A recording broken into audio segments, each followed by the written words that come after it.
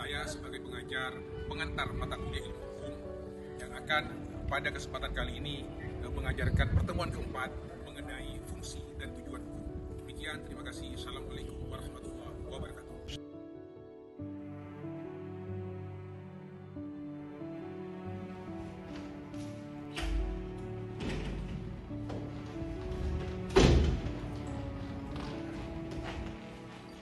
Selamat pagi semuanya.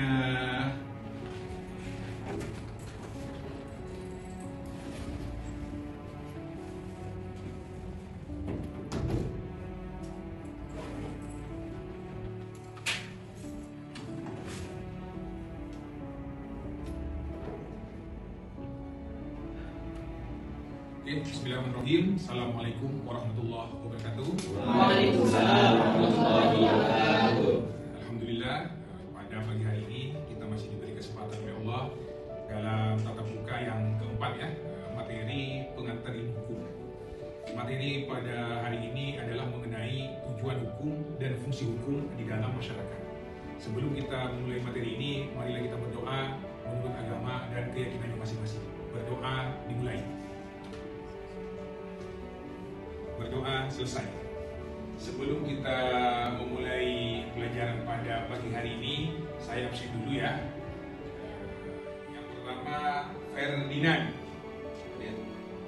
Fitriani Siregar.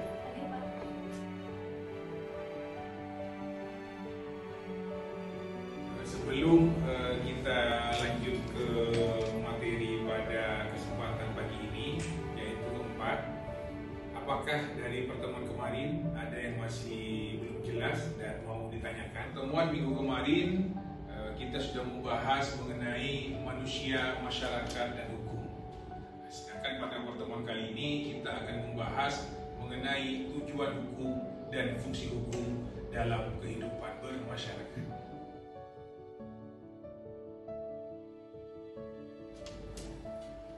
Tujuan dari pembelajaran pada pagi hari ini adalah agar mahasiswa itu mampu memahami teori tujuan hukum dan teori fungsi hukum. Ini adalah sub capaian pembelajaran mata kuliah di pertemuan keempat ini.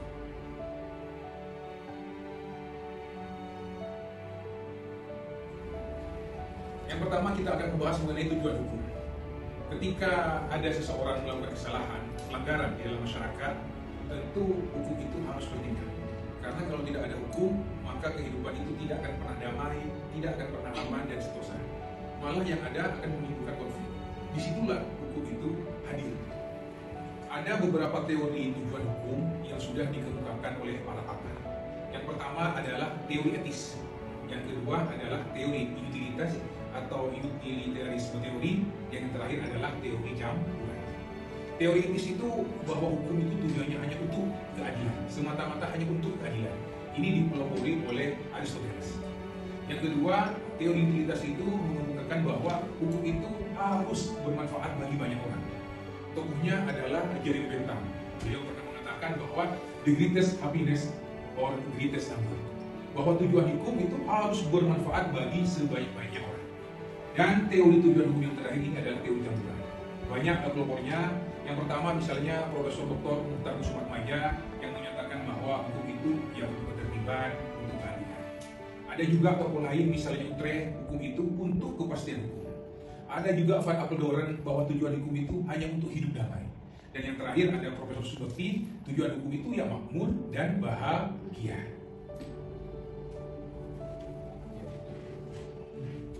Setelah tahu macam-macam teori hukum, kita beralih kepada fungsi hukum. Kalau teori tujuan itu menjelaskan tiga yang dikemukakan oleh pakar, maka fungsi hukum itu juga banyak.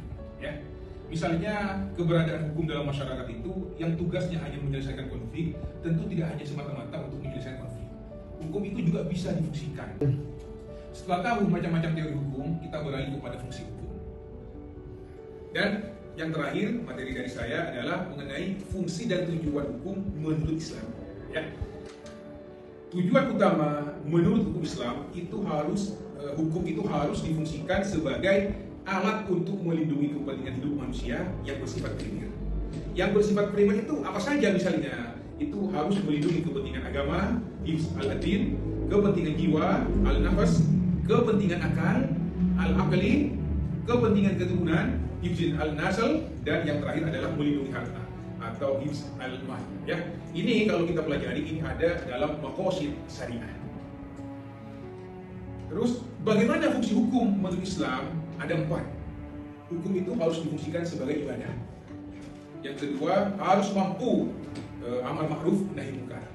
Dan yang ketiga, hukum itu mempunyai fungsi zawajir sebagai alat pemaksa. Dan yang terakhir adalah fungsi hukum sebagai tanzim wa islah al-ummah, sarana untuk mengatur dan memperlancar proses interaksi sosial. Sebenarnya fungsi hukum menurut Islam dengan teori-teori yang barat itu memang sangat relevan. Ada titik hubung antara fungsi hukum menurut Islam dan tujuan hukum menurut Islam dengan teori-teori yang dikemukakan oleh para pakar yang tadi saya sebutkan. Oke, itu pengantar materi pada pagi hari saya. Sekarang ada bahan yang harus didiskusikan. Ini ada kasus-kasus yang pernah terjadi di Indonesia terkait dengan tujuan dan fungsi hukum. Tolong ini dibagi 3 kelompok nanti, dan masing-masing kelompok harus mendiskusikan. Misalnya kelompok 1 untuk yang nomor 1, kelompok 2 untuk yang nomor 2, kelompok 3 untuk yang nomor 3. Tolong segera bentuk kelompok.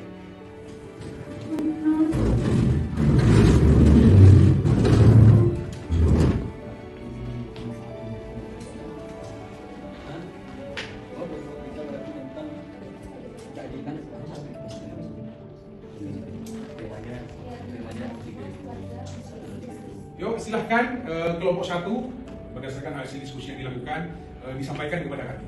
Hasil diskusinya bagaimana? Jadi menurut diskusi yang telah kami lakukan tadi, kami lebih setuju menggunakan keadilan restoratif, yaitu mengembalikan kerugian korban dan juga pelaku. Alih-alih pelaku dijatuhi hukuman seberat itu dengan penjara, lebih baik melakukan mediasi, lalu dengan perundingan dan juga melakukan kompensasi. Jadi tersangka nenek Ina tersebut hanya mengembalikan barang yang dicurinya dan melakukan perdamaian daripada mendapatkan hukuman berat seperti itu. Sekian, terima kasih. Oke, terima kasih ya untuk kelompok 1. Selanjutnya silahkan kelompok 2 untuk menyampaikan hasil diskusinya. Baik, terima kasih disampaikan kepada Bapak yang telah melaksanakan. Selanjutnya saya akan menjelaskan mengenai apa yang telah kami diskusikan dari tadi, yang dimana itu pandangan kami terhadap kasus yang nomor 2. Kita tidak bisa menutup mata mengenai adanya keadilan substitutif, yang dimana kita itu perlu memperhatikan adanya keadilan yang ada di masyarakat, sebagaimana teori dari utilitarianisme Ghazali Bentham, bahwasanya keadilan itu harus menciptakan atau harus mencapai daripada masyarakat itu sendiri. Kalau misalnya kita melihat dari kasus yang nomor 2, itu dimana adanya ketidakadilan yang dirasakan oleh beberapa pelaku, yang dimana itu hanya mencuri 1 buah semata. Jadi kita harus bisa membuka mata dan melebarkan sayap, bahwasanya kita harus juga melihat atau fakta nyata yang telah dilakukan oleh oknum polisi, yang dimana oknum polisi ini pun sendiri telah melakukan penipuan kepada si korban, yang dimana dengan menginginkan untuk membebaskan. Pada nyatanya itu mereka hanya saja melakukan penipuan terhadap si korban tersebut. Jadi perlu adanya penegakan hukum yang lebih responsif terhadap apa yang ada di masyarakat saat ini. Oke, terima kasih kelompok 2 lebih menyarankan kepada keadilan responsif. Selanjutnya saya persilahkan kelompok 3 untuk menyampaikan hasil diskusinya. Saya persilahkan. Baik, secara kita lihat dari kasus yang ada di situ, seorang ibu rumah tangga yang mana dia berobat ke RS Tommy yang lalu dipolisikan oleh RS Tommy karena diduga dia melakukan pencemaran nama baik. Nah, apakah bisa kita lihat apakah di sini lembaga-lembaga ini tidak mau dikritik, dan itu bisa menyalahi beberapa pihak juga menilai bahwa tindakan hukum terhadap Rita menunjukkan penyalahgunaan UU ITE yang dapat menghambat kebebasan berpendapat. Terima kasih untuk kelompok 3. Ini kan kasusnya ada seorang ibu rumah tangga berobat di rumah sakit Omni, tapi karena pelayanan yang buruk dia curhat di sosial media, akhirnya sama pihak rumah sakit Omni Internasional dilaporkan atas pencemaran nama baik. Dan ini sebenarnya memang sangat dilematis terkait dengan tujuan hukum. Jadi tujuan hukum itu kan sudah saya jelaskan tadi, ada yang pertama untuk keadilan, terus yang kedua ada untuk kepastian hukum. Ya. Ini ada seorang nenek mencuri buah kakao, ya kan? Buah kakao itu harganya berapa? Anggap 30.000, ya, 30.000. Melakukan perbuatan pencurian, dikenakan pasal 362 KUHP. Pertanyaannya adalah, apakah tidak ada pengampunan terhadap nenek ini? Ini artinya ada tujuan hukum yang bertentangan. Berarti bukannya polisi itu salah, tidak, karena dia adalah menegakkan kepastian hukum. Namanya mencuri kan ada, sudah ada pelakunya, sudah ada korbannya. Siapa? PT Perkebunan Umum Syariah, karena sudah kehilangan kakak, dicuri oleh seorang nenek Mina.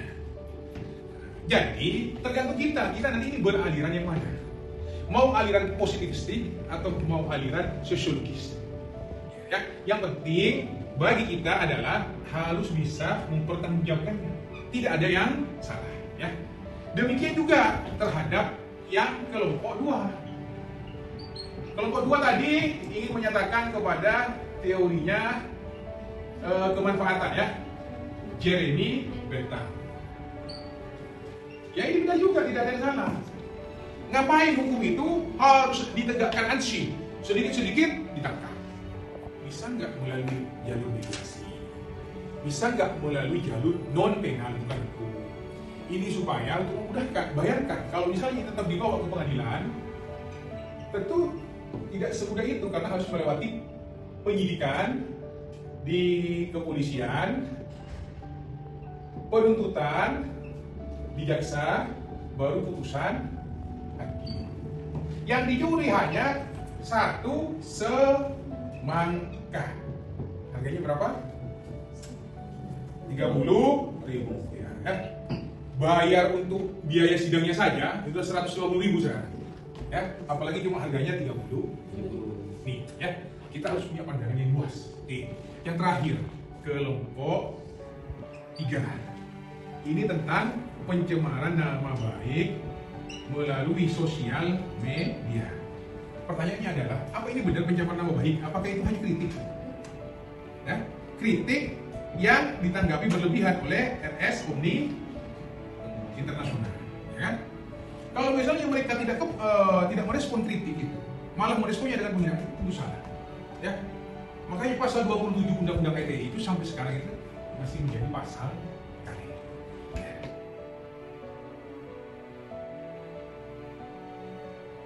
Oke, demikian penjelasan saya hari ini, perkuliahan kita pada pagi hari ini.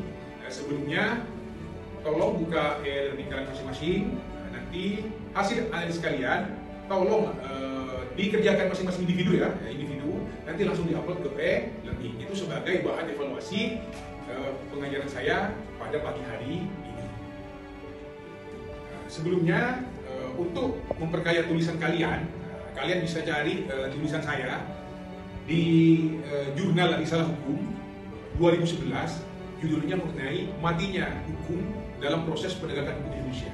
Itu sangat bagus sekali sebagai bahan kalian untuk mengkaji fenomena-fenomena semacam ini. Ya, demikian pertemuan kita pada pagi hari ini. Sebelumnya, marilah kita tutup dengan bacaan Alhamdulillah. Alhamdulillahirrahmanirrahim. Terima kasih. Mohon maaf jika ada yang kurang.